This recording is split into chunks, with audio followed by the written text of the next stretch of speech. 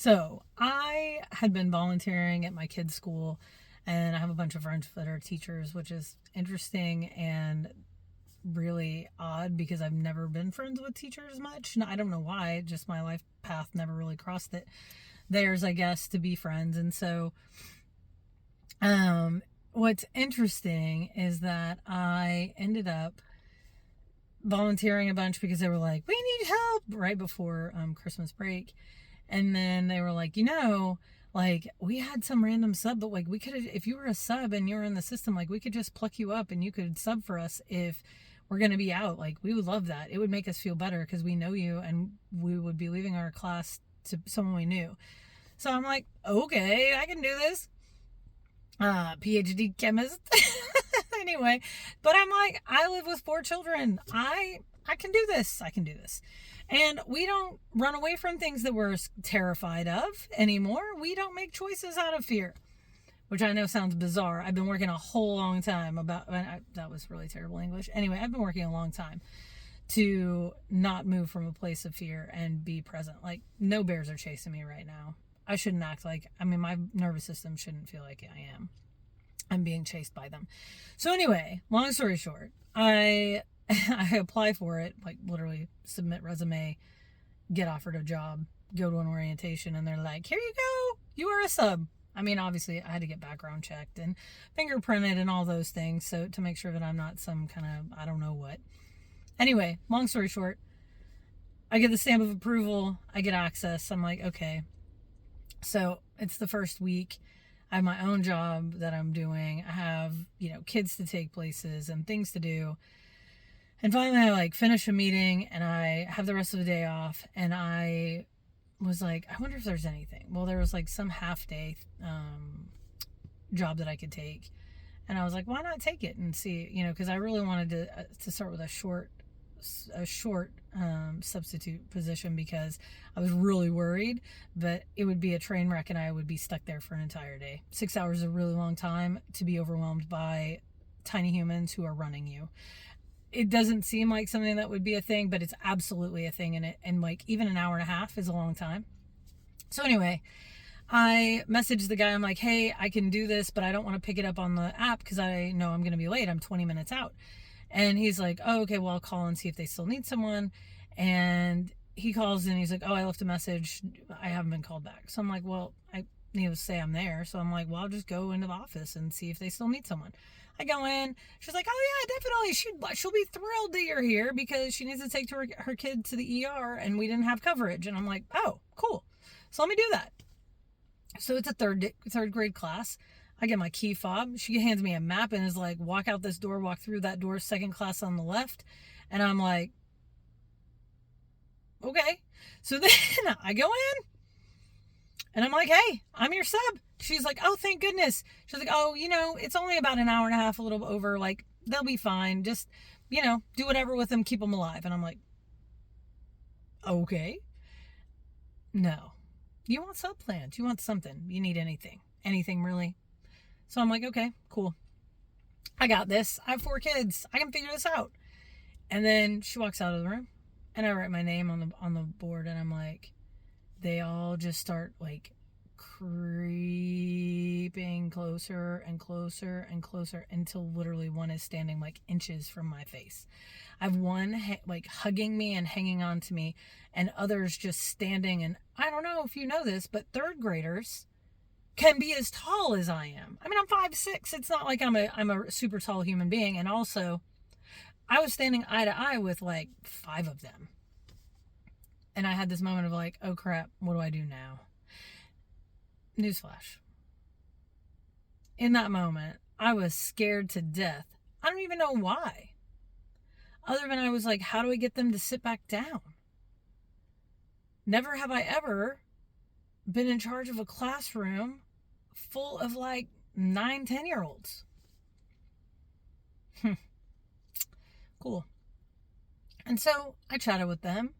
I realized they're just kids and they just want to know me and they were really excited to see me and they wanted to get to know me and they asked me a gazillion questions and so we did.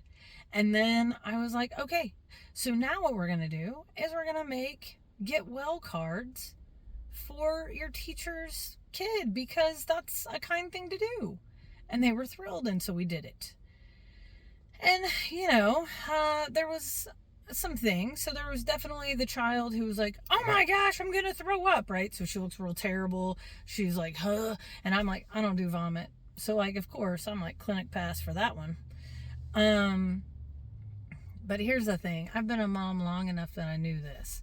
So then the second one comes up, and she's like, oh, I have a headache. I think I need to go to the clinic. And I'm like, I'm like, how about, I was like, maybe you're just a little dehydrated. How about get a sip of water and sit at your desk and put your head down? We're not really doing a lot anyway right now.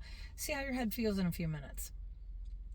Literally 3 minutes later, she's wandering around the classroom. And I'm like, oh, how are you feeling? How's your head? And she was like, it's better now. I mean, that works on people? Anyway, apparently it does because they tried. I had, a child that thought we were playing Duck, Duck, Goose in a non-game situation where he was tapping everybody on the head, and I had to be like, whoa, no thanks. Let's keep our body to ourselves. Like, we cannot touch other people without asking, first of all. And second of all, this is school. We don't touch other people. Unless we're giving them a fist bump or a high five. Like, no thanks. Because no one seems happy about what you're doing right now.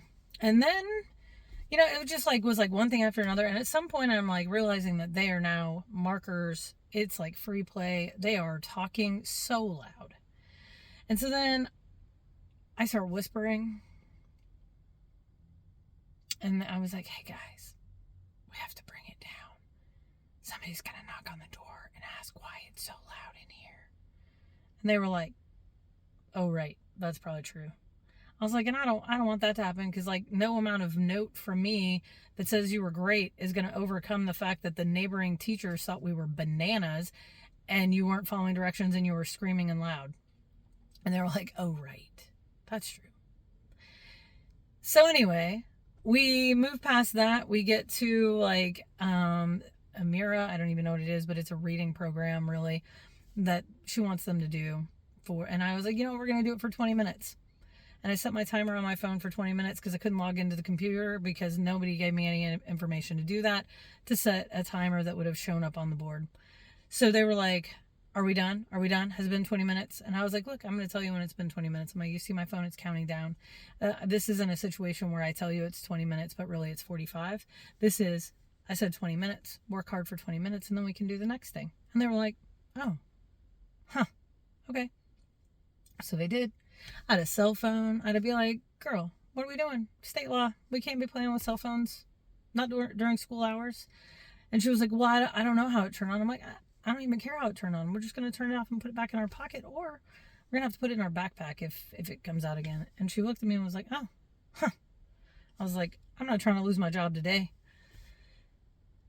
It was interesting that at some point, they were all worried about, this group of girls, they were, the clinic girls, were like, are you going to leave us, are you going to put us on the naughty list? And I looked at them and I was like, well, I haven't even said anything to you. Why do you think I'm going to put you on the naughty list? And she was like, well, I was like, what it means to me is that you already know you're making choices you shouldn't be making. So maybe you could stop making those choices and make different ones. So then I don't have to bother putting you on a, quote, naughty list, but I'm not interested in making.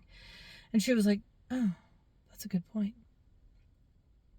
All of this to say that at the end of the day, we were all cleaned up. Everything was off the floor. Chairs were on the desks. They were lined up to go home for the Friday afternoon that was just shenanigans. And they were looking at me, and I knew all their names, and they were really surprised because after an hour and a half, knowing 15 names and who they belong to is sort of a challenge. And also, I decided that was really important to me to do. And I looked at them, and I was like, here's the secret. I don't believe kids are bad. I think all kids are good. I think we make sad choices. So let's make good choices so I don't have to change anything in the letter I just wrote. And they were like, cool. So they go out, and then we had the bus line. This tiny, cute little girl that gave me 7 hugs in the hour that we were together. had an umbrella, and I was like, oh, and I called her by name, and I was like, sweet girl, that's an umbrella. It is not a sword. We should not use it like a sword. And she was like, oh, right.